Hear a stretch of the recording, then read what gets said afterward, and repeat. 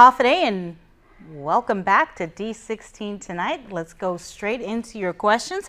And we have one from Linda Perez. She asks, the grant for Ifemagonta will be up soon. How can you help to keep that grant going? I see this organization is a big help for our youth and their parents. And we'll start with you, Vice Speaker Cruz. I'm trying to figure out if that's the grant that we give through TAF, the Tourist Attraction Fund, or whether or not it's a grant that Ifemagonta gets through mental health. There's two different Ifemagontas. And so that makes it difficult trying to figure out which one of the two that we have. And they're both for helping youth and parents? Yes, especially the one at mental health.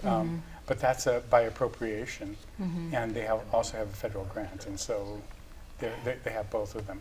Okay. And that's where the office is down at the, it used to be the Ada Complex, I don't know what it's called now. Okay, well I'll tell you what, Linda, we'll get back to that question. If you could just follow up, and we can have the senators answer that question later on their own time.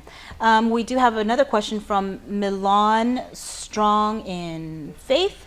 I want to ask, of the Unity Pledge Senator St. Nicholas did not sign, how you personally feel about it, and if you think he can add more to the table because of his watchful eye. Because when the cat's away, the mice begin to play. We'll start with you, Speaker Wampat, if you'd like to react to that. Well, traditionally, of course, the parties would have the pledge, and the pledge would be to support each other during the political season, and it's, for me, it's not as, you know, something in which it's a do or die type of thing. I know some of the individuals have said that they would like to think about it, and that's fine, you know, with me. I mean, it's just an automatic thing for me to go ahead and sign it because I am in the primary, at least, supported all the Democrats. I'm not faulting at all Senator St. Nicholas for not wanting to sign it. It's really up to him. He's declared himself a Democrat, so he's still on our side. Vice Speaker Cruz. I really enjoy having Senator St. Nicholas in the legislature, and he and I have partnered up in a number of things, getting the retirement bill through and backing each other up on the issues of finances. So yes, he can add and does add quite a bit.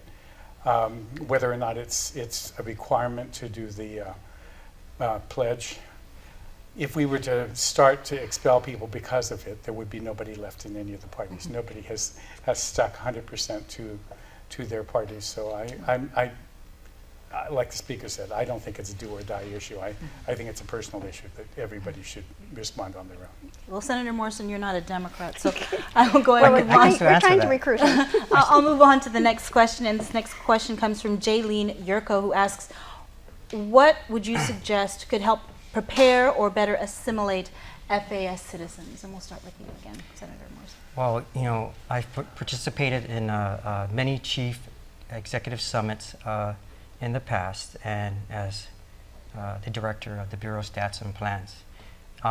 One of the things that I recall discussing is exactly that, assimilation. It's very important that that we work, or both governments, our government working with the FSM governments, their leaders, to establish a better assimilation process where our brothers and sisters are getting off the plane with a registration in hand to attend a higher institution of learning, or basically they'll be registered to be employed somewhere. So I hope we can work to that extent. Speaker Wampat?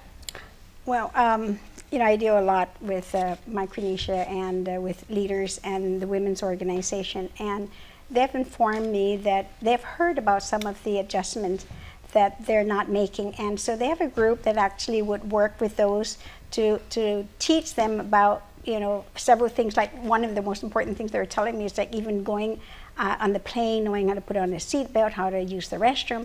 And then the other would be similar to what Hawaii did, is that they have a group of individuals in their community who would actually be available to assist these families, to help them, to show them the way and to teach them the ways, of course, here on the island is very different from their home island.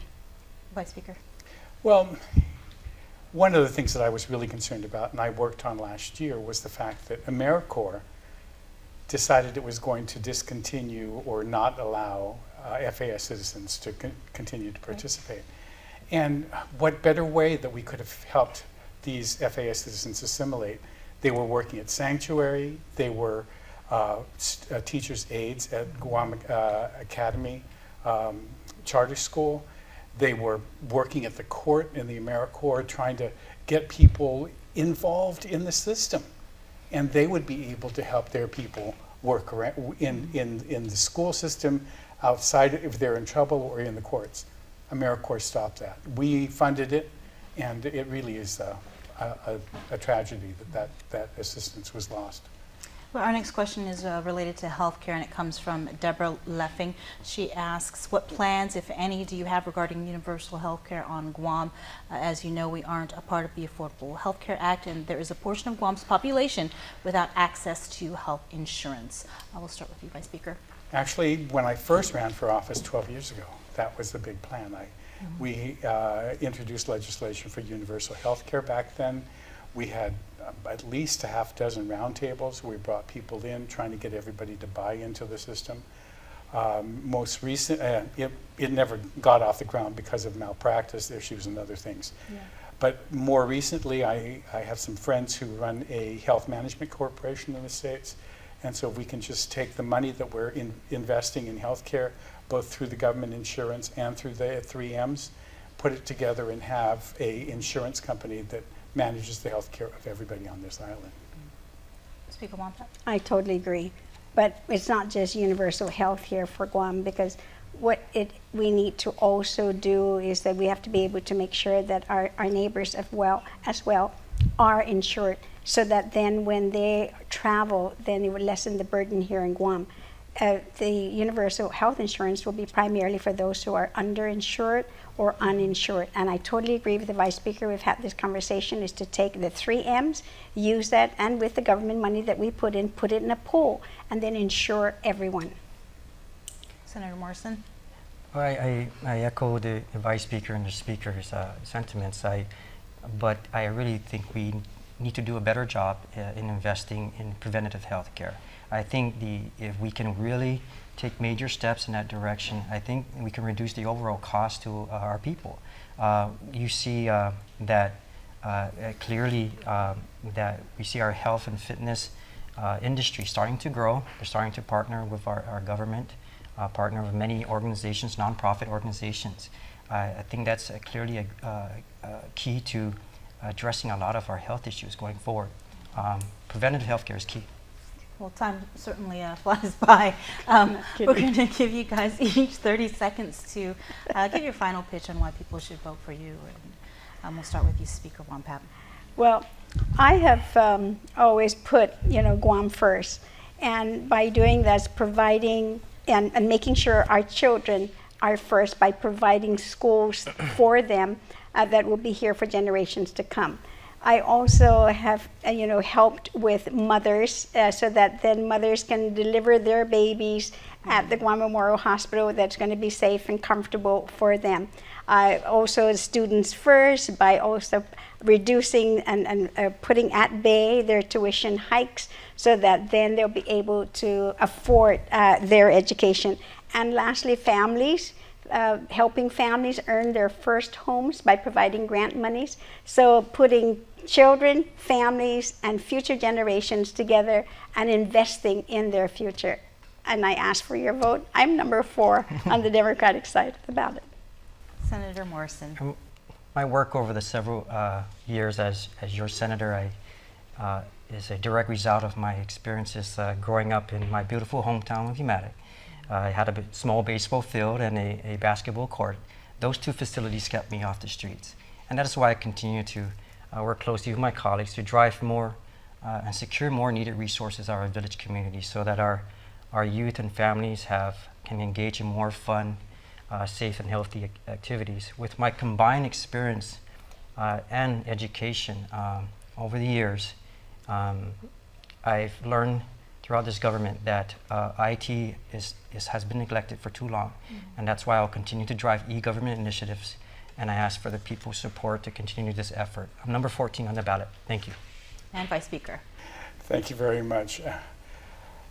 If the voter believes that the legislature should serve as a check and balance of the administration, and if the voter believes that a balanced budget is the way that we should be operating our government, and if the voter believes that government should work for the powerless as much as it does for the powerful, then I'm hoping that they have seen that over the last several terms that I have done just that.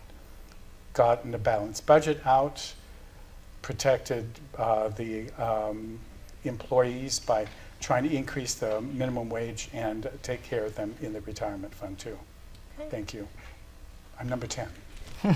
Thank you guys for joining us. Best of luck to you in November. And again, we invite you to please go onto our Facebook page and respond to some of the questions that are posted there.